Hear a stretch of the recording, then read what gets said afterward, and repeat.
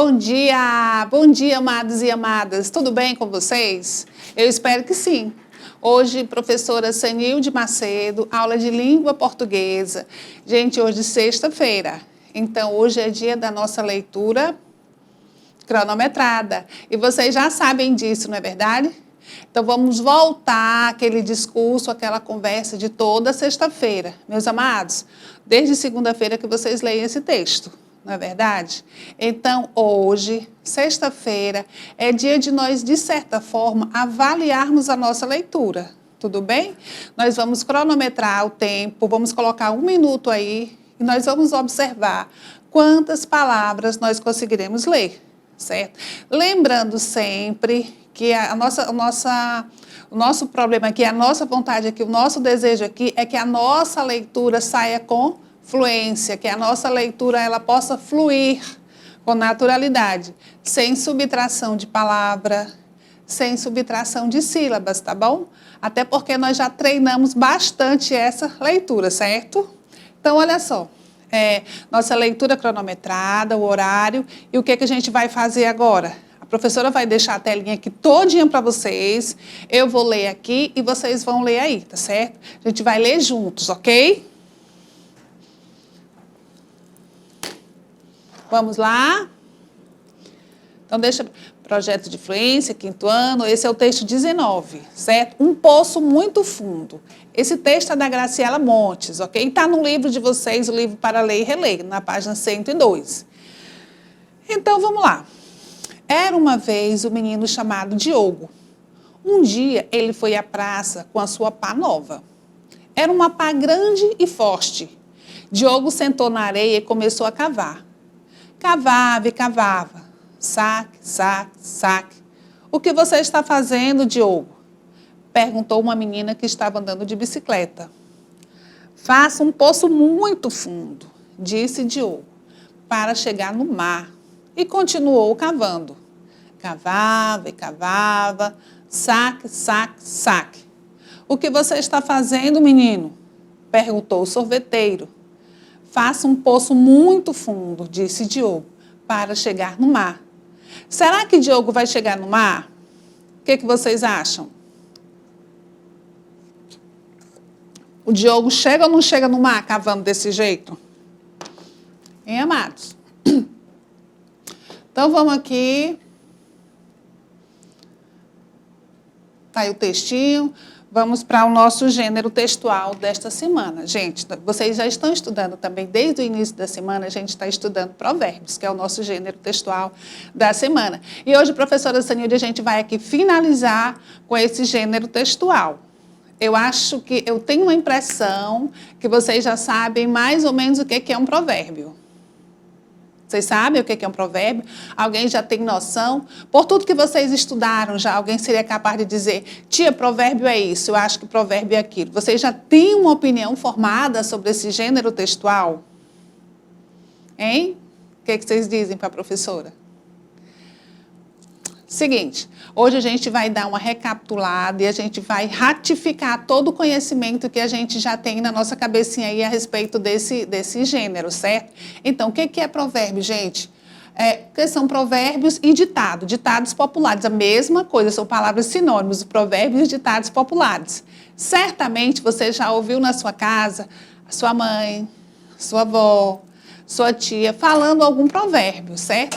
Então, a gente vai hoje meio que dar uma olhada nisso tudo, de onde é que veio, qual é a origem, por que se espalha, o que acontece, né? De onde é que veio isso aí, tá bom? Vamos lá? Então, provérbios são sentenças, provérbios ou ditados, né, gente? Deixa eu ver aqui, esse negócio está passando. Pronto, é aqui. Provérbios e ditados. Isso aí são sentenças curtas.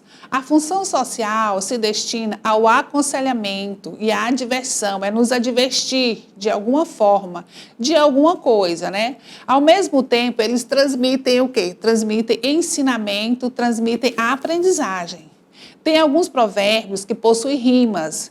Isso aí é um recurso que facilita a gente memorizar, a nossa memorização, certo?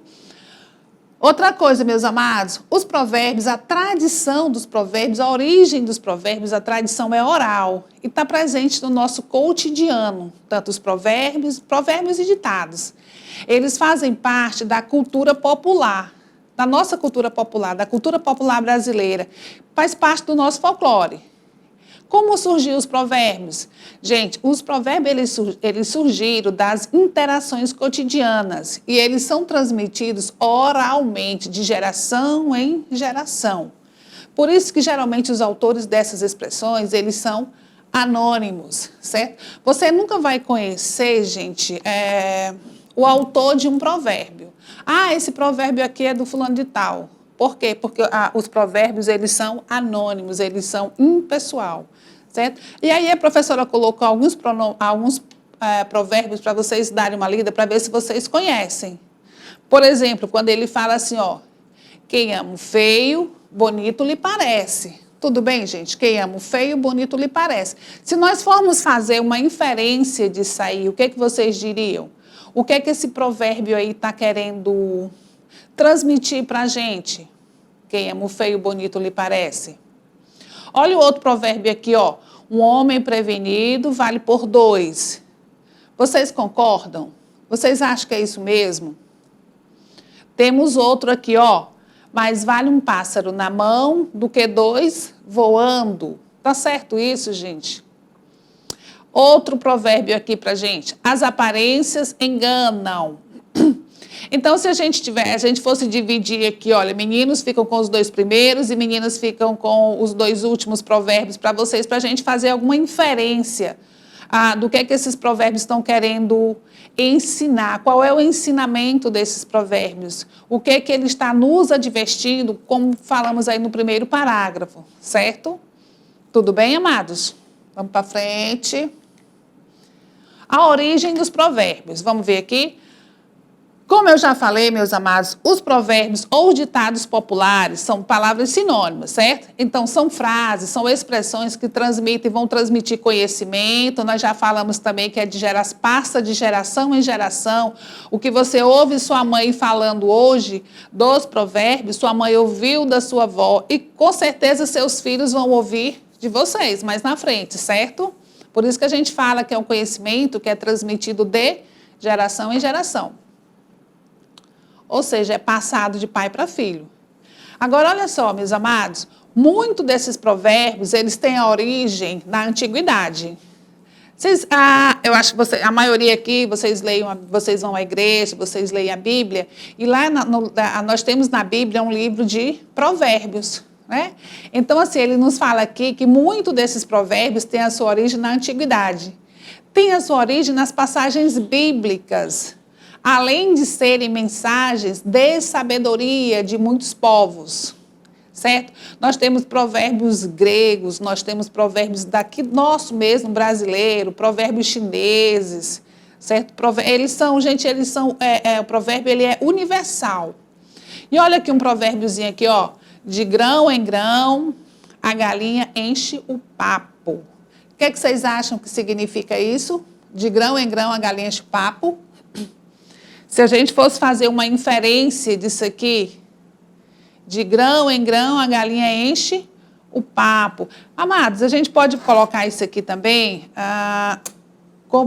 em relação à nossa situação. De grão em grão, de conhecimento em conhecimento, a gente vai se tornando uma pessoa sábia, certo? Você o quê, ó? Você fez o primeiro ano, é o grãozinho, o segundo ano, outro grãozinho, o terceiro ano, outro grãozinho, até você chega no 9º ano, que já é outro grãozinho. Então, aí vocês vão se enchendo de conhecimentos, tá certo? Agora você pode perguntar, tia, quando é que eu devo usar um provérbio? Quando é que eu uso um provérbio? Gente, o provérbio ele pode ser dito sempre que a situação permitir. Quando tiver alguma relação com o que está acontecendo, um momento que está sendo dito, você vai usar o provérbio adequado, certo? É preciso a gente tomar cuidado para que o provérbio seja usado de modo correto. É preciso a gente tomar cuidado para que a gente diga o provérbio, para que a gente cite o provérbio, para que a gente recorra ao provérbio de modo correto, né? De acordo com o fato que está sendo descrito. Porque senão fica sem sentido, né? Do contrário, soará como algo sem sentido, certo?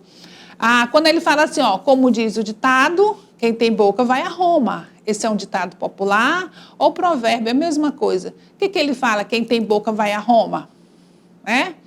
Então, a gente só vai poder usar os provérbios, nós só vamos poder usar os provérbios, os ditados populares, quando ele estiver contextualizado, quando ele estiver dentro da situação e não fora da situação eu jogo quem tem boca vai a Roma. Porque aí não tem o menor sentido, certo, meus amados? E olha só as características do provérbio. Tia, quais são as características do provérbio? Ó, gente, para a gente não confundir, o provérbio, ele é uma frase de estilo popular, não é uma frase aquela, você não vai esperar, numa sentença de provérbio, você não vai esperar uma sentença rebuscada. Não, porque o provérbio, ele surgiu de forma oral e da boca do povo. Né? Então, não vai ser uma coisa assim, não vai ser uma sentença, não vai ser um texto rebuscado, tá bom? Uma das características do provérbio é justamente uma frase de estilo popular. A outra coisa, outra característica do provérbio, meus amados, o provérbio, ele é um texto curtinho, ele é uma sentença curtinha, certo? Dentro da sentença, dessa sentença curtinha, dentro desse enunciado curtinho, ele dá todo o conhecimento, dá todo o ensinamento, ele é um texto bem otimizado. O que mais que a gente pode dizer das características dos provérbios? É o enunciado breve, ele tem a forma de uma sentença. Observem todos os provérbios que vocês vêm estudando desde segunda-feira e a gente está arrematando hoje aqui, sexta-feira. Você não vai ver um provérbio de 10 linhas, né, de 6 linhas, são todos curtinhos. Isso é a maior característica dele, certo, gente? É uma das maiores características dele, assim como o seu ensinamento, assim como a sua adversão, tudo bem? Olha esse aqui, há males que vêm para o bem. O que a gente pode inferir disso aí? Vocês já conhecem esse provérbio? Vocês já ouviram alguém na casa de vocês falando isso? Falando assim, há males que vêm para bem. Fechando uma conversa na mesa lá, a mãe com a avó, e acaba que a avó diz, há males que vêm para o bem. Vocês já ouviram? Né? Então, esse é só mais um dos provérbios que a gente trouxe aqui, que talvez vocês já conheçam até. Agora, nós vamos fazer uma brincadeirinha aqui, tá certo? Vamos fazer a brincadeira aqui decifrando os provérbios. Tudo bem? Vamos ver de vocês aí quem é que acerta. Chama o pai, se o pai estiver em casa, chama a mãe. Com certeza a mãe de vocês deve saber. A mãe de vocês deve saber, a tia, pode ser que a tia também saiba, a tia sabe, um irmão mais velho também sabe. Então vamos lá, porque a brincadeira agora é decifrando os provérbios. Vamos ver quem sabe? E olha só, olha, aqui eu tenho 6 provérbios. Gente, eu vou apostando que vocês sabem pelo menos aí um terço desses aí, né? Desses provérbios aí, tá certo? Porque, como a gente já falou, em uma das suas características, eles são populares, né? Então, vamos lá, o primeiro? Aposto que vocês já falaram todos aí na casa de vocês. Vamos lá. Quem vê cara, não vê coração. Muito bem, gente. E o outro, olha só o outro. Como é que é esse outro? Aí eu tenho um cavalo e tenho uma dentadura. Vocês estão vendo aí? Como é que é esse provérbio aí? A cavalo dado não se olham os dentes. A cavalo dado não se olham os dentes. Se você ganha uma coisa, como que você vai reclamar, né? Se a coisa foi de graça? Aí você vai reclamar, não, eu não queria assim, eu queria era assado. Como assim? Aí o provérbio, o ditado popular, ele fala assim, ó, a cavalo dado não se olha os dentes, certo? E de baixo aí? O que a gente tem? Uma casa aí, né? O que ele fala aí, ó? Vejam aí vocês. Mas há quem suje a casa, que quem a varra. É verdade isso, gente? Olha como isso é uma coisa que emana, que surge do dia a dia, que surge do cotidiano. Na casa de vocês, por exemplo, tá? Porque na minha certamente está certíssimo esse ditado aí, ó. Tem tudo a ver esse ditado aí. Mas há quem suje a casa, quem a varra. Na casa de vocês também é assim? Tem muita gente para sujar e pouca gente para limpar? Isso, meus amados, se nós formos pegar esse ditado no sentido literal do que ele está dizendo, né? Porque se a gente pode pegar, se a gente for para outro sentido, a gente pode dizer que tem mais gente para criticar do que gente mesmo para executar o que quer que tenha que ser feito, tá certo? Vamos para o outro lado? Olha só, nesse outro lado aqui eu tenho, as paredes têm... Que desenho é esse aí, amados? As paredes têm ouvidos. Tudo bem, gente? Esse ditado aí tá fácil, esse provérbio aí tá fácil da gente fazer inferência. As paredes têm ouvido. O que será que eles estão querendo dizer aí, meus amados? O que é que vocês acham? Como é que pode, né? Parede ter ouvido, né? Se você tiver um segredo, você tiver ver alguma situação, é melhor você não comentar, você não dizer nada, porque se você falar, vai que alguém ouve e faz uma interpretação errada e você acaba se complicando, não é verdade? Por isso que ele fala, ó, as paredes têm ouvido. Vamos ficar quietinho no nosso canto, não é verdade? Olha só. E esse outro aqui, olha, caiu na rede qual o desenho aí? Caiu na rede é peixe. Caiu na rede é peixe.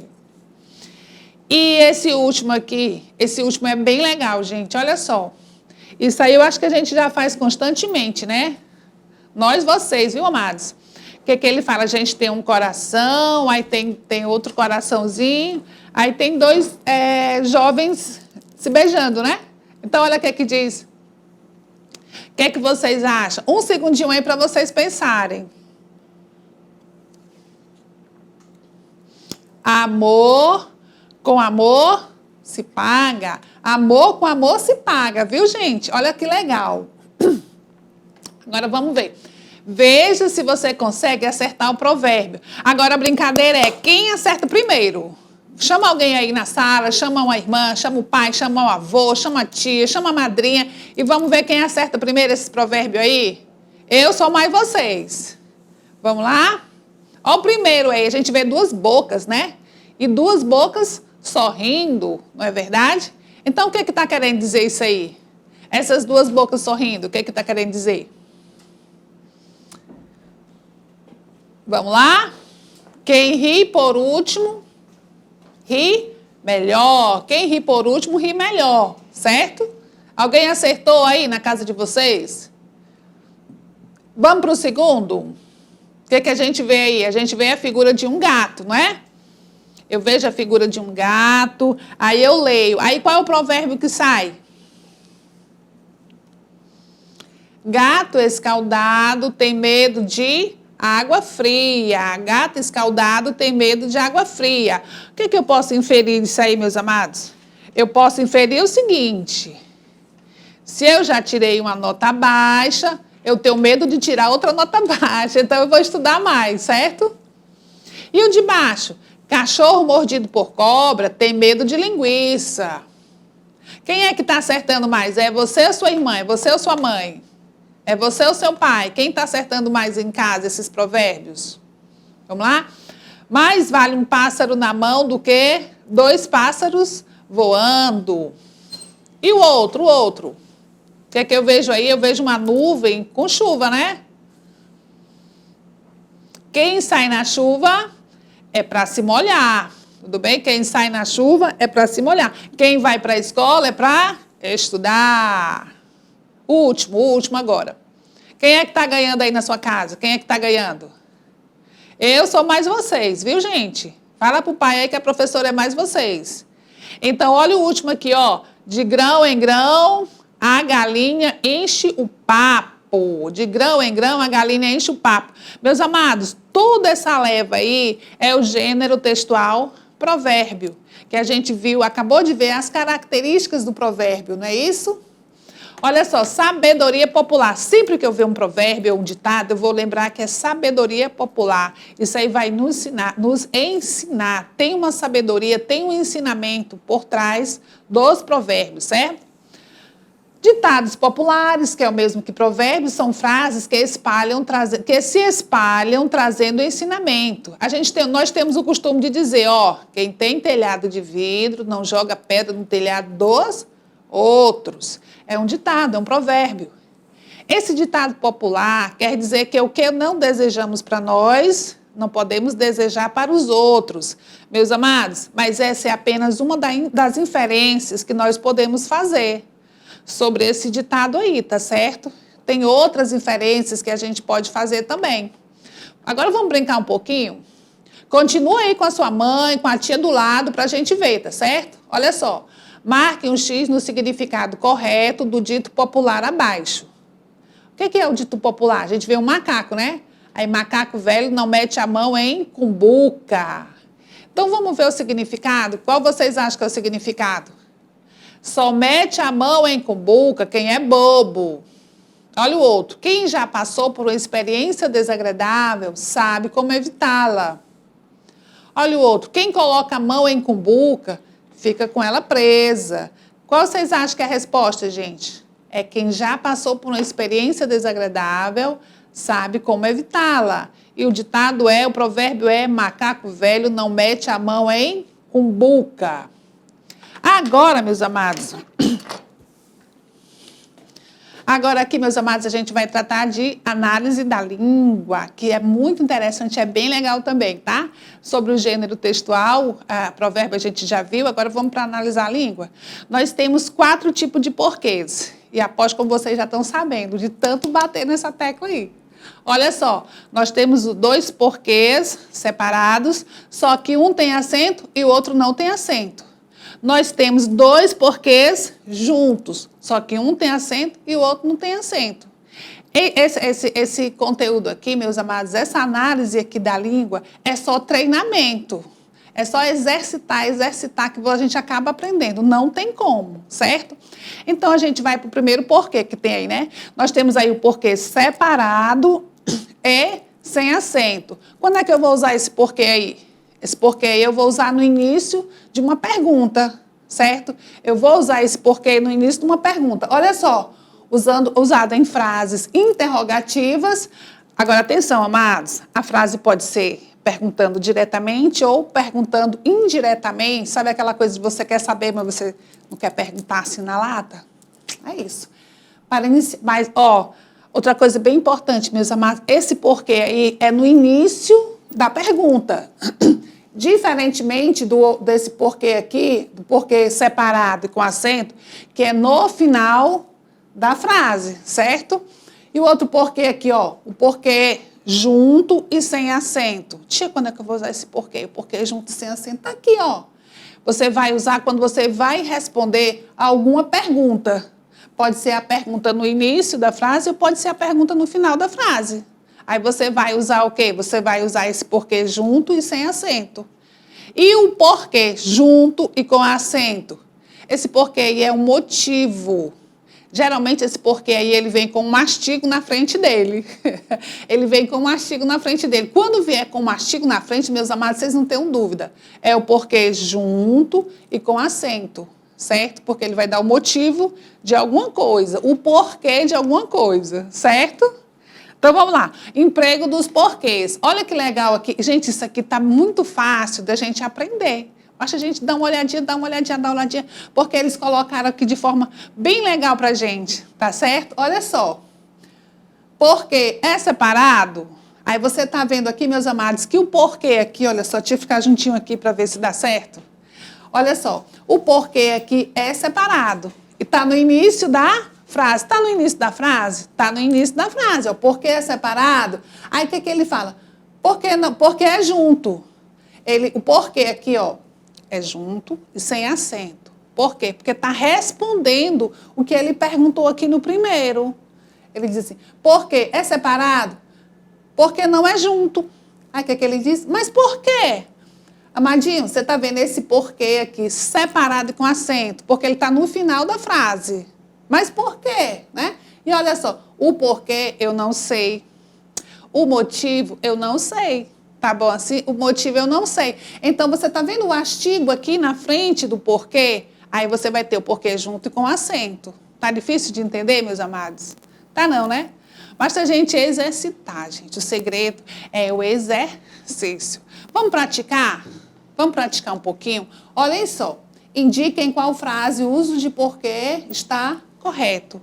Então, aqui, eu vou observar aqui qual é dessas frases aqui que o uso do porquê está correto.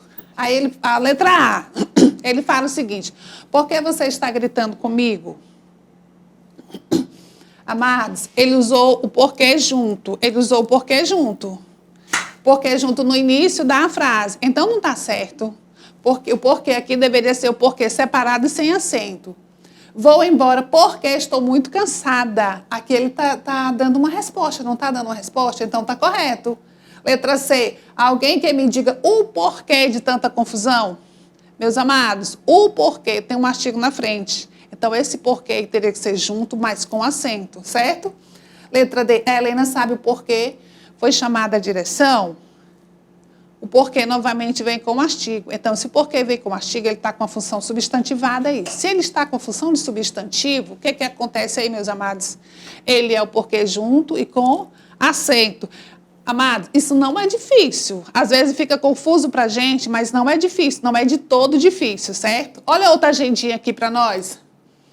A opção que completa corretamente a lacuna. Vamos ver qual é?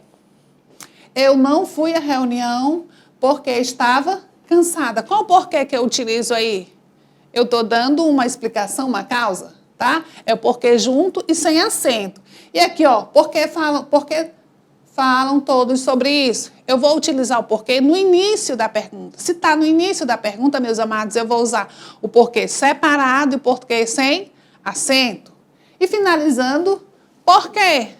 Por quê? Está perguntando, né? Por quê?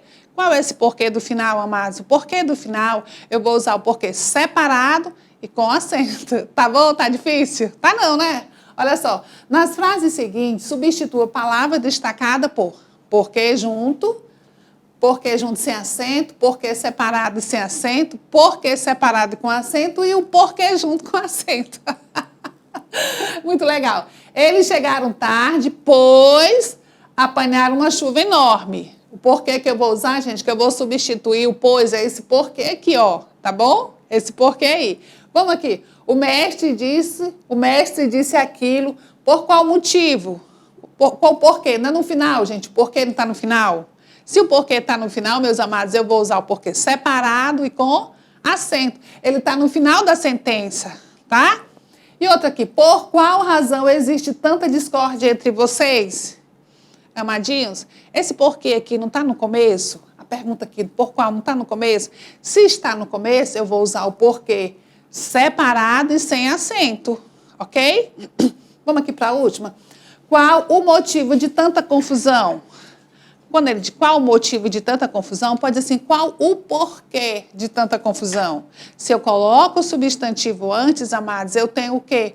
Eu tenho o porquê junto, porquê junto com acento. Tá certo? Então, vamos lá, meus amados. O que foi que nós estudamos hoje? O meu objetivo, a vontade que eu tenho é que realmente tenha dado certo, que a gente tenha aprendido ao longo dessa semana, comigo e com as professoras que estão aqui, que estão fazendo as aulas durante a semana, e principalmente com as professoras aí na sala, as professoras de vocês na sala, a gente tenha conseguido colocar dentro da cabecinha de vocês esses assuntos, esses conteúdos da semana. E aqui eu vou chamar um ditado para me ajudar. Por quê? Porque de grão em grão a galinha enche o bico. De conhecimento em conhecimento a gente vai longe. Tá certo, amados? Então, nós estudamos hoje a leitura do texto, nós estudamos a leitura do texto do projeto de vocês, nós estudamos o gênero textual. Qual foi o nosso gênero de hoje? O nosso gênero textual dessa semana foi provérbio, provérbio que dá uma diversão, provérbio que nos ensina, provérbio que tem a sua origem na oralidade, entre os populares, não é verdade? Provérbio que é uma sentença curta para dar esse ensinamento de forma otimizada, tá bom? E estudamos também o emprego dos porquês, tá bom? Então, meus amados, eu espero sinceramente que vocês tenham aprendido, realmente agora a gente tenha finalizado nessa sexta-feira com esse conhecimento da semana aí mesmo, bem arraigado dentro da cabecinha de vocês, tá bom? E o mais obrigada. Obrigada, meus amados. Queria agradecer, em primeiro lugar, a Deus pela oportunidade que nós temos de servir. E pedir a Deus que a gente possa servir da melhor forma possível, da forma que realmente dê para chegar o conhecimento até vocês e que esse conhecimento transforme a vida de cada um de vocês. Transforme para melhor. Agradecer os pais de vocês e dizer que a gente está juntinho. Nós estamos vencendo, tá? A gente está terminando, nós estamos vencendo e vai dar tudo certo, tá bom? Um beijo no coração.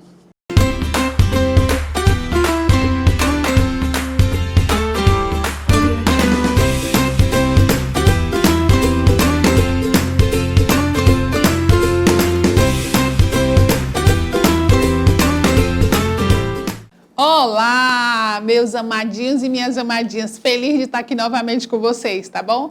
Gente, hoje eu trouxe um texto maravilhoso. Hoje, sexta-feira, professora Sanilde Macedo. E nessa segunda aula, a gente sempre escolhe um texto assim que é bem legal, que ele extrapola, sabe, de ser bom, de ser legal, de ser para reflexão.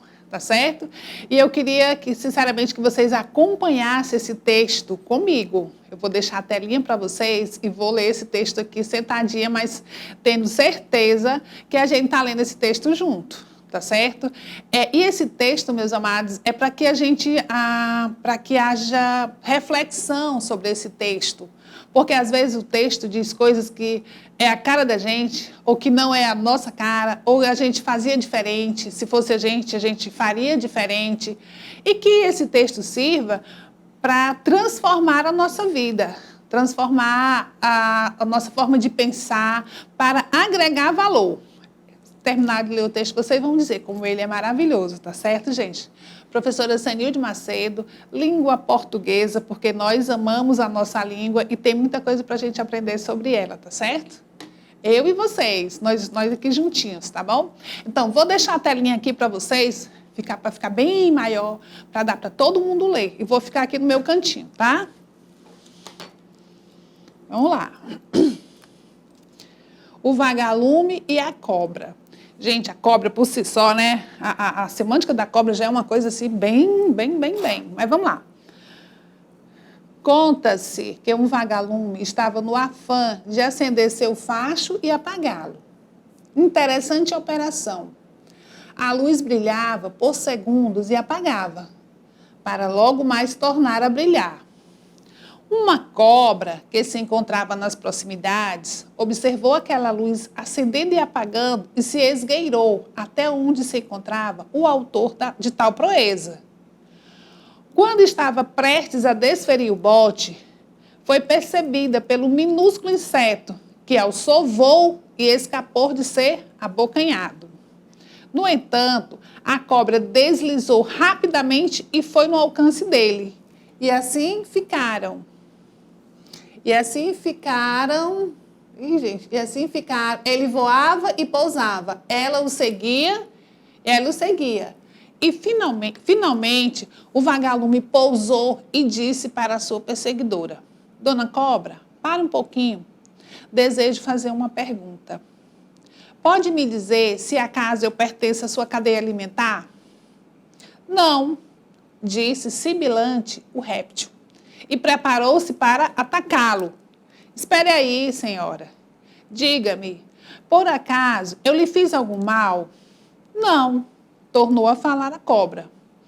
Cansado e impaciente, o vagalume perguntou: Pode me dizer então, por que é que a senhora quer me abocanhar?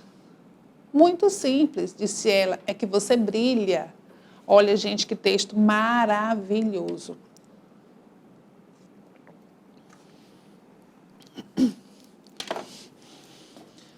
Olha só, meus amados, fazer uma breve reflexão aqui sobre esse texto, tá bom? Alguma vez vocês já se sentiram na posição da cobra ou na posição do vagalume? Tá bom? Então, meus amados, eu vou dizer mais uma vez, os textos servem para que a gente faça uma reflexão e a partir dessa reflexão a gente transforma o nosso comportamento. E a gente tem que transformar o nosso comportamento para melhor. Olha a cobra simplesmente ela não aguentava o brilho do vagalume. E, no entanto, ele estava só fazendo o trabalho dele, que era, ele acendia, ele piscava, acendia, né, gente, assim?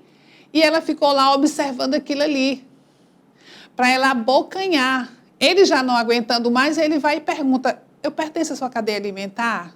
Não. Eu fiz algum mal para a senhora? Não. Por que a senhora quer me abocanhar? Por que a senhora quer me comer? Porque você brilha. Vocês estão vendo, amadinhos? Então, assim, que a gente se coloque no lugar da cobra, que a gente se coloque no lugar do vagalume, que a gente possa perceber, meus amados, a diferença e tomar a melhor posição, que com certeza não é a da inveja, de ver ali os outros trabalhando e querer derrubar o trabalho dos outros. Ver seu colega fazendo a atividade, ver seu colega fazendo as tarefinhas dele e você, por preguiça, ir lá pescar ou dizer que o colega está errado. Vocês compreendem? Isso a tia está trazendo para o nosso universo aqui, tá certo? Da sala de aula, ok? Agora, vamos tentar interpretar, vamos tentar ver esse texto aí. Interpretação de texto. Vamos interpretar o texto. Interpretar o texto, meus amados, vocês já sabem o que é. É fazer inferências sobre o texto. É tirar conclusões sobre o que a gente acabou de ler. Tá certo? Então, nós também só podemos tirar essas conclusões de acordo com o texto. De certa forma, ninguém pode viajar muito, não, tá? É tudo aqui contextualizado, ok? Deixa eu te observar aqui uma coisa. Não, mas essa é a segunda mesmo. Vamos lá. Podemos inferir do texto lido, vamos ver o que a gente pode inferir. A cobra queria a amizade do vagalume. Vocês acham que a gente pode inferir isso aí? A gente pode entender dessa forma? Nós podemos interpretar dessa forma? Letra B. O vagalume fez mal à cobra, por isso ela queria vingança. Meus amados, em nenhum momento do texto, o texto nos diz que o vagalume fez algum mal à cobra. O vagalume estava simplesmente vivendo a vida dele, que era piscando, acendendo e apagando, vivendo a vida dele. Não fez mal a ela. Letra C. Aqui, amadinho, nós vamos ter uma interpretação como é que eu vou dizer para vocês? Uma interpretação bem de quem sabe ler já, sabe? Então, vamos lá. Pessoas que se projetam geralmente atraem para si invejosos. E a letra D, o vagalume queria o sucesso. Vocês acham que o vagalume queria o sucesso, gente? A letra D? Não, o vagalume ele estava ali fazendo só o que ele era peculiar, o que é da natureza dele, o que ele sabia fazer, o que ele sabe fazer, não é verdade? Então, nós temos como correta aí a letra C, de cavalo. Pessoas que se projetam geralmente atraem para si invejosos. Gente, não está falando que é toda a vida, fala que geralmente, no geral. Se você é o melhor da sala... Você é o melhor da sala, se você responde toda a sua agenda, se você é tudo. Aí, geralmente, algumas pessoas vão... é porque ele é o certinho, é porque ele quer ser o melhor. É para a gente fazer isso? Para a gente fazer isso, não. É para a gente se importar com isso? Também não, meus amados. O vagalume, ele vai continuar piscando, acendendo a luz dele, sempre. Independente de que a cobra queira pegá-lo ou não. Tudo bem? Agora, outra questão aqui bem legal. Também para a gente fazer inferência, tá certo? Olha só, marque V verdadeiro e F falso. Leiam aí a letra A.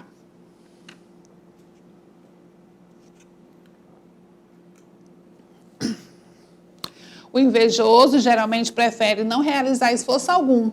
O invejoso ele vai optar pelas armas que ele possui, que é o despeito, é a raiva, é a acusação vazia. Vocês acham que isso é verdadeiro ou falso? Vocês acham que geralmente o que é invejoso, ele vai responder as tarefas dele, ele faz as coisas dele direito, rápido, ele vai fazer o trabalho dele direitinho? Não, né, gente? Então, essa opção aí é o quê?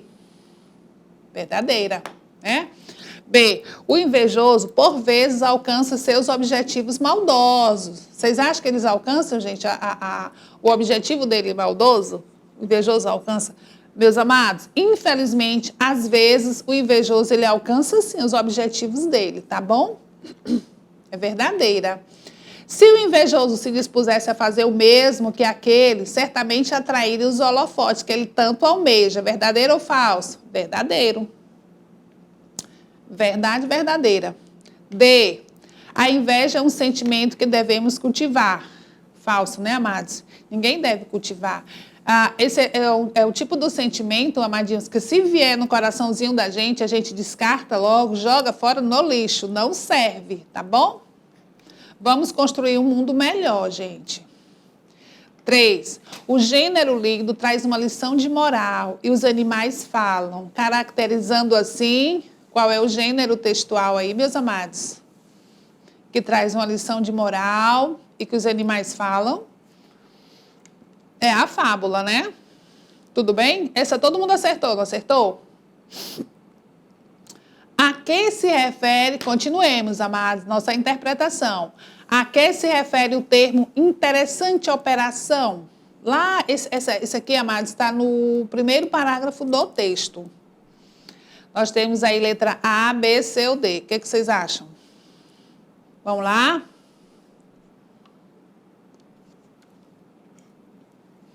Interessante operação. A letra A fala que a interessante operação é ao esforço do vagalume de acender e apagar seu facho. A letra B fala que a interessante operação é a cobra esgueirar-se para observar o vagalume. Letra C fala que a interessante operação é ao esforço da cobra de abocanhar o vagalume. Diz que isso é interessante. A letra D fala a cobra deslizar rapidamente para pegar o vagalume. O que vocês acham, amados? Interessante operação é ao esforço do vagalume de acender e apagar seu facho. Tudo bem? Questão 5. Qual a justificativa que a cobra deu para querer abocanhar o vagalume? O que ela diz? É que você brilha. Olha, gente, é que você brilha. Isso justifica a maldade dela de querer destruir o vagalume, porque ele brilhava, então ela tinha que destruí-lo, né? Pena, né, gente? Provérbios. Vamos lá para o nosso gênero textual de hoje. Vamos aqui, gente, para o nosso gênero textual da semana, tá bom? Então, nós temos o quê? O gênero provérbio. E a gente, como a gente acabou de falar nessa aula anterior, e vocês já vêm estudando durante toda a semana, a gente já sabe o que é o provérbio. Provérbio é um texto curto, é um texto que originou-se, é um texto que veio da oralidade, é um texto que tem a sentença otimizada para que a gente entenda e que traz um ensinamento. O provérbio ele vai nos advertir de alguma coisa, ele vai chamar a atenção da gente para que a gente observe e aprenda, tá certo? Então, o que é que fala aqui? Olha, também chamamos de ditados populares, os provérbios também nós chamamos de ditados populares. São frases curtas que transmitem ensinamento. E essas frases elas são retiradas da experiência de vida, certo? Transmitem conhecimento e sabedoria popular. O que mais? São ricos em imagens e se referem a acontecimentos cotidianos, acontecimentos do dia a dia. Sendo assim, são aplicáveis a diversas situações do dia a dia, a diversas situações do cotidiano. Tudo bom, meus amados? Então, vamos lá. Os provérbios, ele tem 3 características importantes. Quais são as características importantes dos provérbios? Nós temos a primeira aqui, que é a impessoalidade. Gente, os provérbios, ele não tem uma pessoa que faça, uma pessoa que diga. Os provérbios, eles são autônomos. Eles são impessoais, certo? Observe aqui algumas marcas de impessoalidade. Lembrando que essa aula vai ficar na plataforma. Se alguém tiver dúvida, vocês corram lá, assistam novamente, tá bom? E bote esse grãozinho no conhecimento de vocês, tá bom? Impessoalidade nos provérbios, as expressões. Mais vale que. Olha só, gente, quando eu digo mais vale, aqui ó, ele diz, ó, mais vale um pássaro na mão do que 2 voando. Eu não estou colocando que alguém disse isso, eu não estou dando uma pessoa, não foi uma pessoa que disse ou que falou isso. Nasceu do cotidiano, nasceu do popular, certo? Então, uma expressão que eu utilizo para quê? Para marcar a impessoalidade dos provérbios. Tem outra expressão também, antes que, quando eu falo dessa forma, não tem uma pessoa, né? Não tem nenhuma pessoa do discurso aqui. Olha só. Antes, pobreza honrada, que riqueza roubada. É um provérbio popular também, ok? E aqui, meus amados, tem várias expressões formadas que transmitem a impessoalidade. Botei aqui para depois vocês irem lá na plataforma, dar uma olhada direitinho novamente, tá bom? A segunda característica é a temporalidade. A segunda característica dos provérbios é a temporalidade. O que fala? Que eles estão presentes no léxico, na nossa língua, eles estão presentes, principalmente no uso oral. E, desde a antiguidade, não é de agora não, tá bom? Alguns podem ter relação direta com determinado período da história, mas seu uso atravessa gerações e gerações. É aquela coisa que a professora falou. A sua mãe ouviu da sua avó, que ouviu da sua bisavó, e sua mãe vai passar e você vai ouvir, e com certeza você vai, de alguma forma, transmitir para os seus filhos, tá certo? A sociedade letrada, o pessoal que estuda, o pessoal, escolado, considera os provérbios como retrógrados, arcaicos, antigos, contraditórios, mas seus ensinamentos podem ser refletidos a qualquer momento. Tá certo, amados? Os ensinamentos dos provérbios. Terceira característica, universalidade. Então, não tem assim essa coisa... Muito dos provérbios, o que ele fala aqui? São conhecidos entre os povos de diferentes línguas. Por isso, a gente não pode demarcar, dizer a validade de um provérbio para um determinado espaço geográfico. Tipo isso, esse provérbio eu não posso demarcar, eu não posso dizer, eu não posso certificar, esse provérbio é daqui, esse provérbio é brasileiro, nasceu aqui esse provérbio. Não, amados, sabe por quê? Porque os provérbios, eles atravessam o oceano. Não atravessam só os séculos, não, eles atravessam os oceanos. Por isso que chegou até aqui, tá bom? Vamos lá. Aos poucos, deixa eu ler aqui, gente, para vocês ficarem com a telinha aí para vocês. Aos poucos, conquistam a memória dos povos, atravessam as mais distantes regiões, adaptam-se à língua de chegada. Por exemplo, o provérbio gato escaldado tem medo de água fria, ele é falado nas seguintes línguas: falado em português, falado em francês, falado em inglês, falado em alemão, espanhol e italiano. Nós temos 3 tipos de provérbio, meus amados. Temos o provérbio que a tia falou na primeira aula, temos um provérbio que é um livro da Bíblia, com seus ensinamentos religiosos. E dentro do provérbio da Bíblia, fala-se sobre a amizade, sobre a vida. Tem provérbio para toda situação, tudo bem?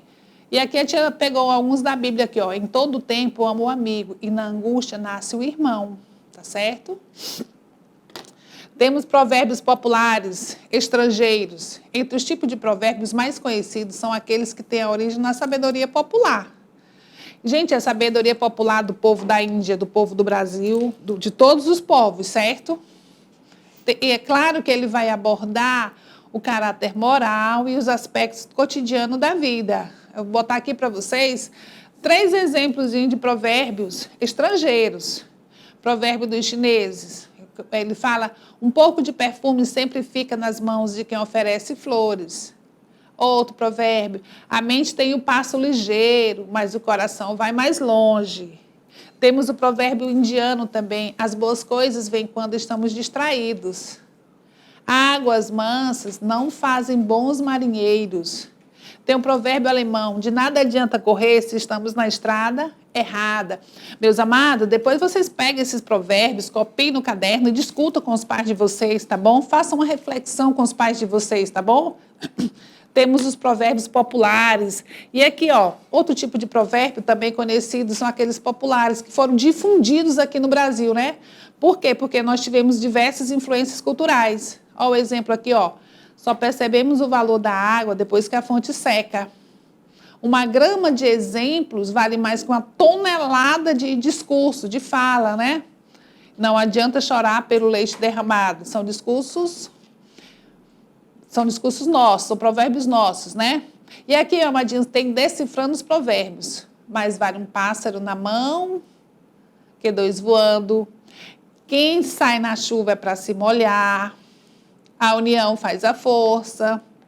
Em boca fechada não entra mosca. O que os olhos veem, o coração não. O coração não sente, meus amados. Esse provérbiozinho. Amados, agora a gente vai aqui para a análise da língua. Dentro da análise da língua, nós vamos ver o uso dos porquês. Na língua portuguesa, eu quero que vocês prestem bastante atenção, tá? Prestar bastante atenção. Na língua portuguesa, nós fazemos uso de 4 tipos de porquês. Tem dois porquês que são separados. Um leva acento, circunflexo, e o outro porquê não leva acento. E os outros dois porquês são juntos. Novamente, um tem acento e o outro não tem acento. Até aí, tudo bem? 4 tipos de porquês, 2 são separados e 2 são juntos. Dos 2 separados, um leva acento. E dos 2 juntos, um também leva acento. Tudo bem? Então, vamos lá. O que é que ele fala aqui? Ó? É um dos assuntos da língua portuguesa que causa mais dúvida entre os falantes. É uma verdade, gente. A gente tem que exercitar, porque isso aí confunde a gente mesmo. Então, a gente tem que exercitar. Para que o emprego dos porquês seja feito de forma correta, é essencial entender e distinguir as 4 formas de porquê, que é o porquê que eu já falei para vocês aqui, as 4 formas. Tudo bem, amados? Vamos para frente. Vamos lá. Quando usar o porquê? Meus amados, quando é que eu vou usar o porquê? Junto e sem acento. O que é que ele fala aqui, ó? Junto e sem acento é usado principalmente em respostas. Quando eu vou responder, eu digo porquê isso, assim, assim, assim. Porquê isso? Faz uma pergunta. Aí, quando eu vou responder, eu uso o porquê. Esse porquê aqui, ó, o porquê junto e sem acento. Explicação, resposta e explicações. Indica a causa ou a explicação de alguma coisa. Muito importante, meus amados, porque eu posso substituir esse porquê aqui, eu posso substituir pelas conjunções pois, visto que, uma vez que, por causa de que e o dado que. Tudo bem? Mas isso aqui, vocês não vão se preocupar com isso aqui, não. Isso aqui não é para vocês se preocuparem, não. Isso aqui a professora colocou só para aumentar, assim, o nosso conhecimento, tá certo? Vamos nos ater exemplos com porquê. Deixa eu botar aqui, fica melhor para vocês aí, ficar na tela. Exemplos com porquê. Choro porque machuquei o pé. Ela não foi à escola porque estava chovendo. Meus amados, você usou esse porquê junto aí e sem acento para quê? Para dar uma resposta. Porquê junto e sem acento para dar uma resposta. Eu vou substituir aqui o porquê. Deixa eu ler para vocês. Choro, pois machuquei o pé. Choro, visto que machuquei o pé. Ela não foi à escola, pois estava chovendo. Ela não foi à escola, uma vez que estava chovendo. Isso aqui eu estou fazendo o quê? Eu estou substituindo por essas conjunções que eu coloquei aqui do lado. Tudo bem? Estou substituindo por essas conjunções que eu botei aqui do lado. E esse porquê aí, sempre eu estou dando uma resposta. Você pode dizer assim, ó, tia, esse pois aí não pode ser uma conclusão? Porque o pois nas conjunções, quando a gente estuda essa outra classe de palavra, que é a conjunção, o pois pode vir na conclusão. Mas não é, porque eu não posso concluir. Choro, aí eu vou concluir. Então, machuquei o pé. Não dá certo, tá certo? Tudo bem? Então, vamos para frente. Quando usar porquê, agora vocês... Atinem aí na cabeça de vocês que você está vendo agora o porquê junto e com acento. O porquê junto e com acento é o quê? É um porquê substantivado. É um motivo, é uma causa, certo? O que é que ele fala aí, meus amados? É usado para indicar o motivo, a causa ou a razão de algo. Ele vai aparecer sempre junto com o mastigo. Nós falamos isso, vocês já vêm ouvindo isso, né? Com mastigo definido ou mastigo indefinido. Podendo aparecer junto de um pronome, de um numeral. Esse porquê, amados, junto e com acento, ele pode ser substituído por um motivo, a causa ou a razão. Exemplo, todos riam muito e ninguém dizia o porquê. O porquê, meus amados, é o motivo. O motivo por que todo mundo ria junto. Vem acompanhado de um mastigo, é o porquê junto e com acento, certo? Aí ele bota, gostaria de saber os porquês de ter sido substituído.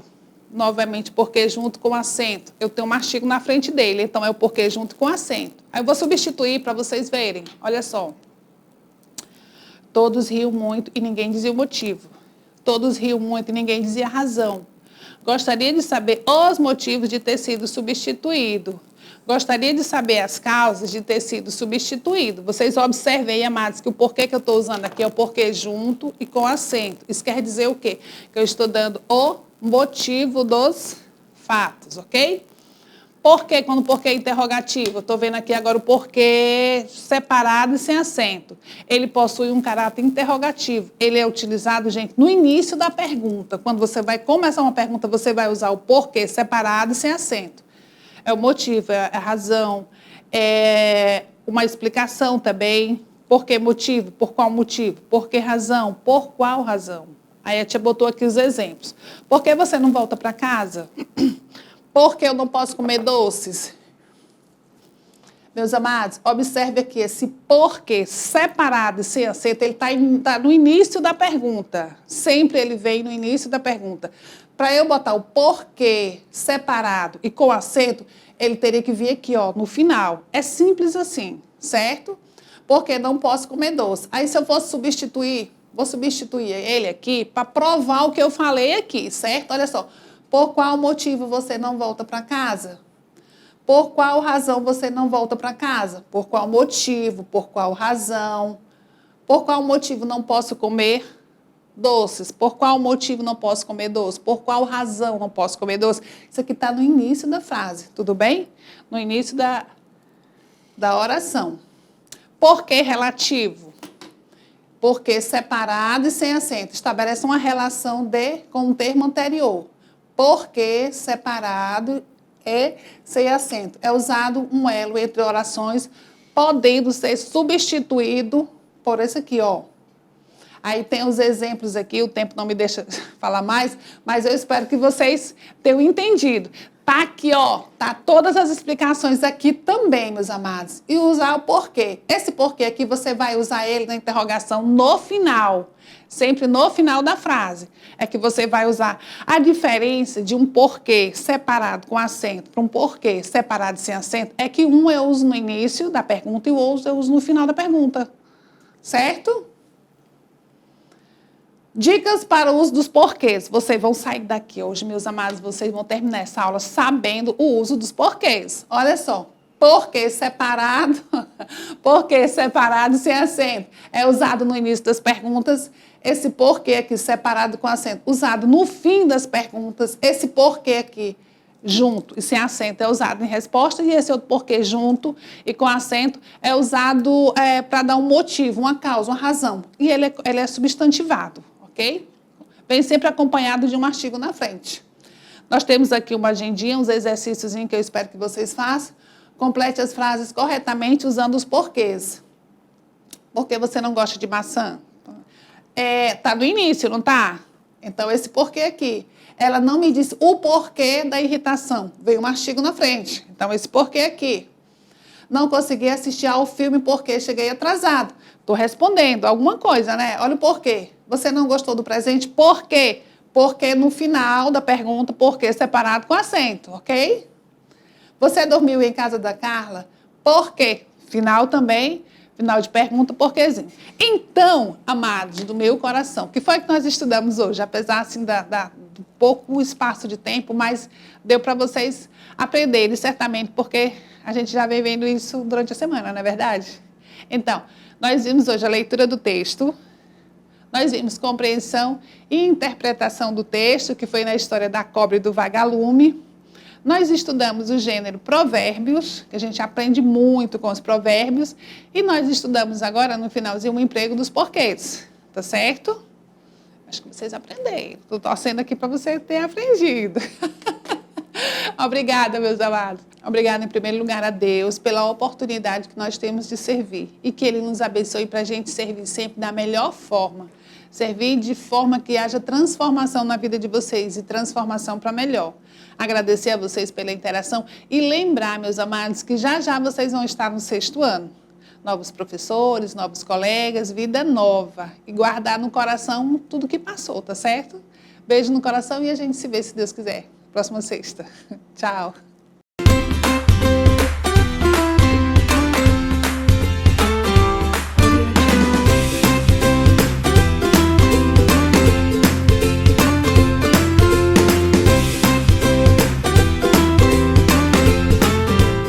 Bom dia, alunos e alunas aí do Municipal de Teresina. Tudo bem com vocês? Aqui quem fala é o professor Anderson e a gente vai estudar em matemática no 5º ano, figuras geométricas e espaciais, tá certo? Retomando aí as outras aulas anteriores, né? A gente vai estudar outras modalidades aí hoje. Vocês já viram várias coisas importantes aí sobre figuras geométricas e espaciais e hoje a gente vai estudar aí um pouco mais sobre elas, tá bom? Então fica ligadinho aí, vamos buscar aí o material rapidinho que é pra gente poder aí, né? está fazendo a nossa aula, tá bom? E o nosso material que a gente vai precisar hoje é basicamente o quê?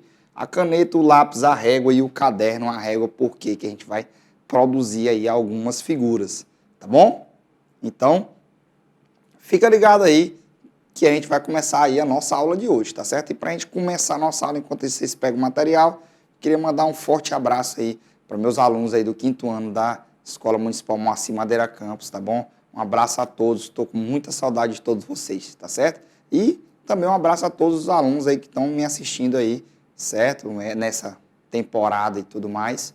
E vamos juntos que vai dar tudo certo, tá bom? Então, vamos lá. Associar figuras espaciais às suas planificações, né? Prismas, pirâmides, cilindros e cones, e analisar e nomear, comparar seus atributos. Então, nós vamos analisar hoje aí os cilindros, os cones, ver como é que é a sua produção espacial. Olha aí. E aí, vamos ver também suas planificações, tá? Então, fica ligado aí. Mas antes disso, a gente vai revisar algumas coisas, certo? Revisar as aulas passadas rapidinho, que é para a gente poder entrar aí já na nossa aula e ver direitinho como é que faz essas planificações, tá bom? Então, bora lá. Para fixar, né, isso aí, figura geométrica ou forma geométrica, são formadas das coisas que observamos e são construídas por um conjunto de pontos, né? Como eu tinha falado na aula passada para vocês. Os pontos nada mais são que são esses aqui, tá? A gente tem vários pontos em comum, não é isso? E nós vamos ligá-los, ó, e formar as figuras geométricas. No caso aqui são figuras planas, né? A gente já vou explicar para vocês a diferença de figura plana e figura geométrica espacial, como eu expliquei na aula passada, mas eu vou explicar novamente, que é para poder ficar bem colocado na cabeça de vocês, tá certo? Então, no mais, é o quê? São vários pontos que existem num local, num espaço, que eles são ligados por retas e formam as figuras, não é isso? Então, as figuras planas, ó, que possuem largura e altura, então elas só possuem duas dimensões, que no caso é o quê? É a altura e a largura. Altura, altura e largura só são duas dimensões, então são chamadas de figuras bidimensionais, tá certo? E as nossas figuras geométricas espaciais, ao contrário das figuras geométricas planas, elas produzem, né, elas possuem o volume, que é uma outra forma de se medir, não é isso? Então elas têm 3 medições, então é uma figura tridimensional. Então ela foge do plano, porque ela tem que ter um volume, então ela foge do plano, que é para poder ser armazenado alguma coisa, tá certo? Então as formas geométricas espaciais são aquelas que possuem volume, diferente das figuras geométricas planas. Então, no caso, diferentemente das figuras geométricas planas, elas possuem um volume, né? Então, esse volume aí, no caso, é o diferencial de uma figura plana para uma figura geométrica espacial, tá bom? Então, para poder mostrar para vocês, né, no caso, eu trouxe o cubo aqui novamente, ele tem a altura, ele tem a largura e ele tem o volume, que é o que fica dentro da figura, tá? Então, ele é uma figura geométrica espacial por conta disso. Ele foge do plano, tá? O plano aqui, ele está elevado no plano, tá bom? Então, é uma figura geométrica espacial, tá certo? As figuras geométricas espaciais, como eu falei para vocês, elas têm duas posições, né? São classificadas em duas maneiras. No caso, poliedro, que são figuras geométricas planas, né? E corpos redondos, que possuem faces arredondadas e podem rolar, não é isso? Então, quando ele tem uma face arredondada, um lado arredondado e pode rolar, ele já é um corpo redondo. E se ele é formado só por figuras geométricas planas, ele é um poliedro, tá? Eu mostrei para vocês também as nossas figuras, não é isso? Que elas têm os corpos redondos, que são esses aqui, ó. Que é o cilindro, o cone, a esfera, que eles têm faces arredondadas, não é isso? E rolam, então são corpos redondos. E os outros aqui que estão nas figuras, né? No caso o cubo, a pirâmide hexagonal, a pirâmide triangular, a esfera, o paralelogramo, a pirâmide quadrangular, o prisma triangular, são todos poliedros. Por quê? Porque eles são formados por figuras planas. Tá certo? Então, poliedros são formados por figuras planas, corpos redondos são formados por figuras que possuem faces arredondadas e rolam. Tá? Então, a diferença aí de um para o outro é essa daí.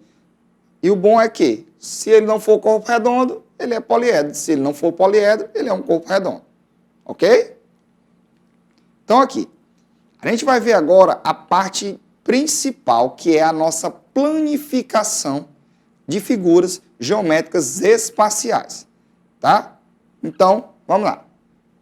É uma forma de apresentar os sólidos usando apenas um plano. Ou seja, é uma forma de representar um objeto tridimensional, no caso, uma figura geométrica espacial, em apenas duas dimensões. É transformar ele numa figura geométrica plana. Como assim? Para a gente poder planificar um objeto, a gente tem que olhar ele de cima, tá? Então, por exemplo, a gente vai ficar acima do objeto. Eu tenho um objeto planificado, eu vou ficar acima dele para me olhar ele de baixo para cima, para me poder ver a planificação dele, né, no solo. Não sei se vocês já andaram de avião ou já foram para um prédio bem alto. Quando vocês olham lá para baixo, vocês verem tudo planificado. As árvores parecem que estão no chão, tudo bem planificado. Então a questão é essa. A planificação é transformar uma figura geométrica espacial, né, que tem 3 dimensões, numa figura geométrica plana, que só tem 2 dimensões. Então a gente vai colocar ela no plano.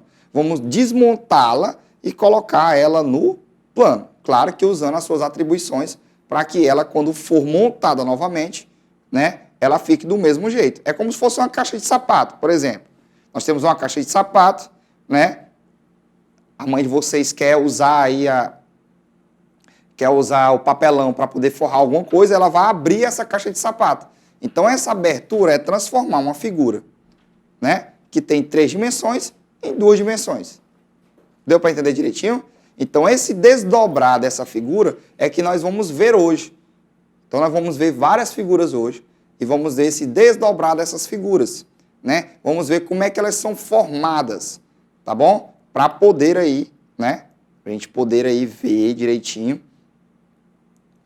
e analisar, né, cada posição dessas figuras, tá bom? Como é cada figura, tá bom? Muitas vezes pode mudar um lado, alguma coisa assim, mas a planificação quase sempre é a mesma de todas as figuras, tá certo? Então, vamos comigo? Deu para entender o que é a planificação, não deu? Então, vamos lá. Nós temos aqui um cubo, não é isso? Para a gente poder planificar um cubo, a gente vai olhar ele de cima, mas aí, primeiramente, como nós temos aí uma figura geométrica plana, ele é formado, quer dizer, desculpa, uma figura geométrica espacial, um poliedro, a gente sabe que o poliedro é formado por figuras planas, não é isso? Então, na planificação, como eu falei na aula passada para vocês, a figura plana que forma o cubo é quem? É o quadrado, né? Isso é formado por quadrados. Quantos quadrados são? 1, o da frente e o de trás dá 2, o de cima e o de baixo 4, o do lado e o do outro 6. Então, são formados por 6 quadrados. Então, na planificação, ela vai ter que ter 6 partes. Já sabemos disso. Então, vamos olhar ela de baixo para cima. A primeira parte que fica é a parte que vai estar no solo, né? Isso é a que vai estar, né, fixada lá na base. No caso aqui, ó, nós vamos ter o quadrado, né? Estou colocando de frente para vocês olharem. É como se eu tivesse colocado a figura de lado e vocês estão olhando ela, tá bom? Então, depois que eu pego aqui e olho para o chão, eu vou abrir a figura de lado a lado, né? Isso, então, se eu abrir a figura, ó, eu vou ter um lado da figura e o outro lado da figura, não é isso? Agora eu vou fazer o quê? Agora eu vou ter o quê? Eu vou ter, né, que abrir a figura do outro lado, não é isso? Que é abrir ela assim e assim. Não é isso? Então vamos lá. Vamos abrir ela para baixo, né? Abrir essa parte para cá. Agora eu vou abrir ela aqui, ó, para cima. Nós temos o quê? Nós temos 1, 2, 3, 4, 5. Ah, professor, mas são 6 lados, tá faltando um. Isso, que é o lado de cima, que é a tampa que fecha. E a tampa vai ficar junto com o lado de cima, ó. Tá vendo aí? Por quê? Nós vamos fechar e colocar a tampa, aí essa vem para cá, essa vem para cá e essa fecha o outro lado. Nós vamos ter aí o nosso cubo. Deu para entender essa planificação? Então, a figura era uma figura tridimensional e ficou uma figura bidimensional, porque ficou agora no plano, formada aí por figuras planas. Ó. Então, está no plano aqui, formado por quadrados. Quando a gente fechar, vai dar um cubo direitinho. Tá bom? Deu para entender, né? Qualquer coisa, vocês vão fazer o seguinte, vocês constroem com o professor de vocês em casa as figuras e abram elas, que dá para poder ver essa planificação exatamente. Tá bom? Então, vamos lá. Nós temos agora aqui outra figura, que ela é também uma figura geométrica espacial, né? 3 dimensões, altura, largura e volume. E agora nós estamos vendo ela que ela tem uma face arredondada. No caso aí, né? Ela tem o quê? Ela é um corpo redondo, no caso aqui o nome desse corpo redondo é um cone. Para a gente poder planificar um cone, a gente vai olhar ele de cima também, eu vou colocar ele de frente aqui no caso para vocês olharem. Então, olhando de cima para baixo, essa figura que tem embaixo aqui, nós vamos ter o quê? Nós vamos ter um círculo, não é isso? Ó, um círculo embaixo. Aí nós vamos ter o quê? Aqui lembra na frente um triângulo. Só que esse triângulo ele é arrastado. Por quê? Porque eu tenho que arrastar esse triângulo para envolver esse círculo. Então, no caso, ó, a figura vai se formar isso aqui, ó. Um círculo embaixo e o triângulo arrastado, né, com a base arredondada, justamente para ele ser o quê? Contornado pelo círculo, tá? Que é para eu fechar ele e ele ficar fechado. É como se vocês pegassem aí, né, na casa de vocês, aquele chapeuzinho de aniversário e abrissem ele, né, para verificar como é que ia ficar. A parte vai ficar essa aqui e a parte da cabeça, que é de vocês, arredondada. Tá bom? Deu para entender, né? Vamos passar aqui para a nossa próxima figura. Nós temos aqui agora, gente, uma figura geométrica espacial, né, no caso, altura, largura e volume. Formado por figuras planas, então é um poliedro, não é isso? E esse poliedro, ele aqui é um prisma, porque ele tem duas bases, não é isso? Diferente da pirâmide, que só tem uma base, né? Vocês já viram aí a diferença das duas, eu expliquei para vocês também, então essa figura é definida por isso aí, tá? Então como é que a gente vai planificar ela? Vou mostrar para vocês aqui, ó. Planificação dessa figura, ó, como é que é? Vocês estão vendo que a altura dela, né, ela é dividida bem aqui, ó. Então, ela é dividida, ó, ela tem figuras geométricas planas, ó. O plano dela, que é o de lá, quando eu coloco ela assim para frente, o plano dela é um retângulo. Abrindo os lados que estão fechados também são outros 2 retângulos. E quem fecha as tampas são 2 triângulos, tá certo? Dá até para vocês fazerem em casa para poder montar. Então, ela tem quantos lados aí para a gente saber? Ó, tem 1, 2, 3, 4, 5. Então, ó, 1, 2, 3, 4, 5. Então, a planificação aí deste prisma, tá? No caso aí, é um prisma triangular, porque a base é um triângulo, tá bom? Então, para abrir essa figura é mais ou menos isso. É olhar ela de cima, a gente já faz a base e vai abrindo a figura de acordo com o desenrolar dela, tá bom? Tranquilo? Deu para entender direitinho agora aí? Nós temos agora um cilindro, tá? Que é uma figura também geométrica espacial. Não é isso? Que ela tem a altura, largura e o volume. É um corpo redondo, né? Porque tem faces arredondadas. Né? No caso aqui, arredondada em cima e embaixo também. E agora nós vamos planificar ele. Para a gente planificar olhando de frente, olhando de fundo assim no caso, ele tem o quê? Ele tem um círculo em cima e embaixo, não é isso? Ó. E nós temos um retângulo. Ah, professor, porque esse retângulo não é arrastado? Porque vocês estão vendo aqui que ele está em pé e ele fica deitado, por quê? Justamente para poder enrolar, né, tanto de um lado quanto do outro. Porque quando eu enrolo um retângulo, ele vai ficar enrolado e as duas tampas fecham ele. Por isso, a figura ela é representada assim. Tem um retângulo e os 2 círculos ali, que é para poder fechar, não é isso? E aí já forma essa figura, tá bom? Aqui nós temos o quê? Agora aqui nós temos uma pirâmide. No caso aqui, a nomenclatura dessa pirâmide, nós temos uma pirâmide quadrada. Por quê? Porque a base dela é um quadrado. Por que nós temos uma pirâmide? Porque nós só temos uma base, né? nós tivéssemos duas bases, nós íamos ter o quê? Um prisma, tá bom? Então, uma pirâmide quadrada, né? Como é que a gente vai fazer ela? Mesma coisa que eu fazerei para vocês. A gente olha ela de frente, temos aqui o fundo dela, né, no caso, que é a base dela, um quadrado, e nós vamos abrir a figura para poder ela ficar no solo. A gente abre a figura, de um lado tem um triângulo, do outro também, em cima um triângulo, e embaixo também a figura está aberta, a gente vai só contar os lados, que é para poder identificar. Ó. Nós temos 1, 2, 3 lados, 4 lados e o fundo 5 lados. Então aí já 5 faces, né, no caso, né, para a gente poder identificar, tá bom? Deu para entender direitinho? Vamos lá. A próxima. Então, já que a gente já entendeu tudo, já está bem craque aí, a gente vai agora para os nossos exercícios, tá certo? Então, bora lá. As figuras 1, 2 e 3 correspondem, respectivamente, às planificações dos solos. Então, vocês vão ver as figuras ali e eles correspondem a algumas planificações desses solos que tem aqui. Como vocês já sabem o nome, eu vou dar um tempinho para vocês aí lerem direitinho quais são as alternativas que vocês vão usar. Respondam a questão, já já eu trago o resultado para vocês. Vamos lá?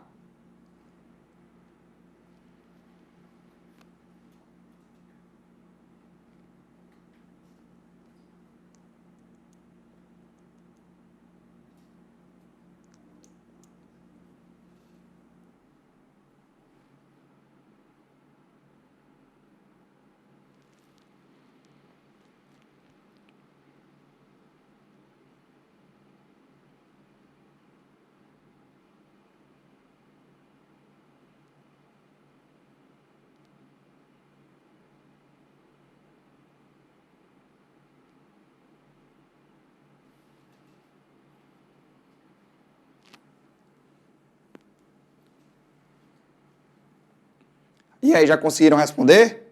Tudo certinho já?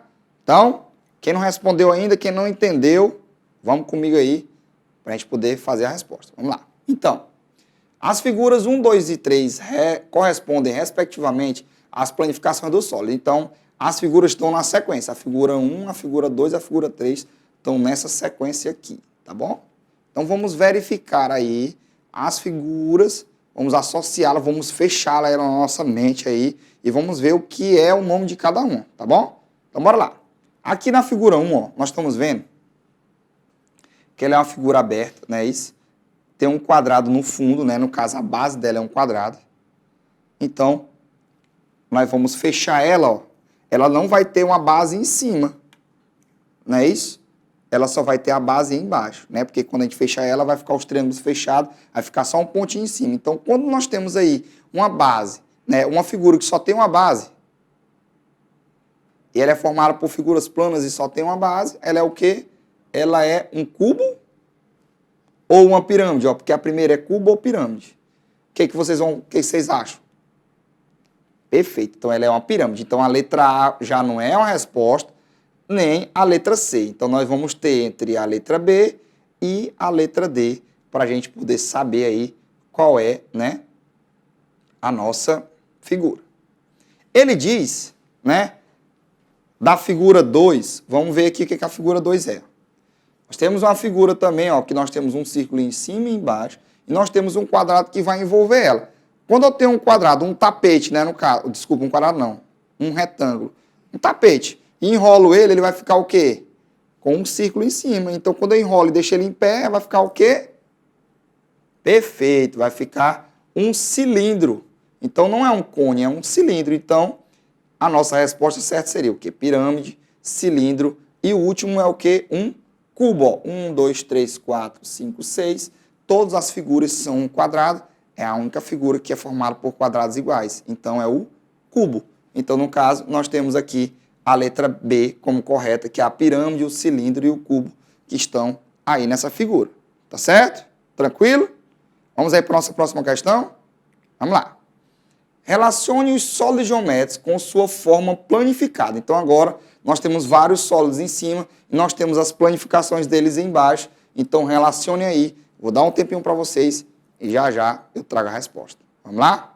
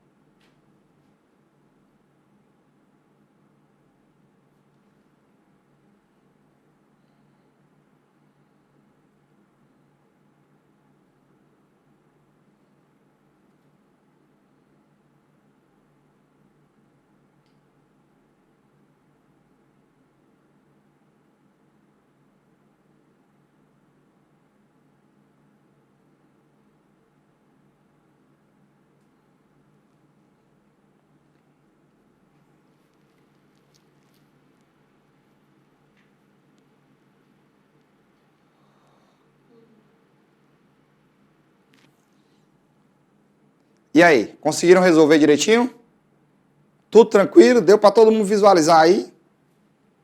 Espero que sim, né? Mas estou vendo aí que tem alguns ainda que não estão entendendo, que estão assim meio ainda. Gente, é preciso muito de visualização, da gente pensar, ver essa figura na nossa cabeça para a gente poder imaginar aí, tá? E contar os lados também, que ajuda também para a gente poder encontrar as referências, tá bom? Então, vamos lá. Nós temos aqui a nossa primeira figura, né? No caso, relacione os sólidos geométricos com sua forma planificada. Então, nós vamos relacionar eles de acordo com a nossa forma planificada. Então, bora lá. Nós temos aqui uma figura geométrica, né? Um poliedro, no caso. Nós temos aqui ele, né? Que é formado por duas bases, não é isso? Então, eu tenho uma base quadrada em cima e uma base quadrada embaixo. Vamos ver aí quem tem duas bases, duas aberturas quadradas. Não tem quadrado. Opa, tem quadrado. Vamos ver se tem outro. Tem quadrado? Não, não, não e não. Então, no caso aqui, ó, por eliminação, a gente já ia ver que a figura, não é isso? Que tem um quadrado, né, como base, e as outras são retângulos também, ó, no caso, ó, seria essa daqui. Para a gente poder classificar melhor, eu classifiquei em 1, 2, 3, 4, 5 e 6, as figuras, tá bom? Então, no caso, a planificação desta figura vai ser aí, né, no caso, a planificação número 1, não é isso?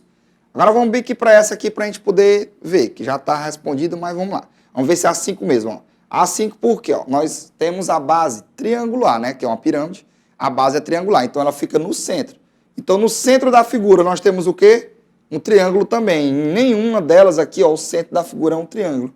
Então, no caso, a nossa figura 5, a planificação dela é essa daqui, ó. Nós temos um triângulo no meio, e como ela é uma pirâmide, os triângulos envolvidos ao lado, tá bom?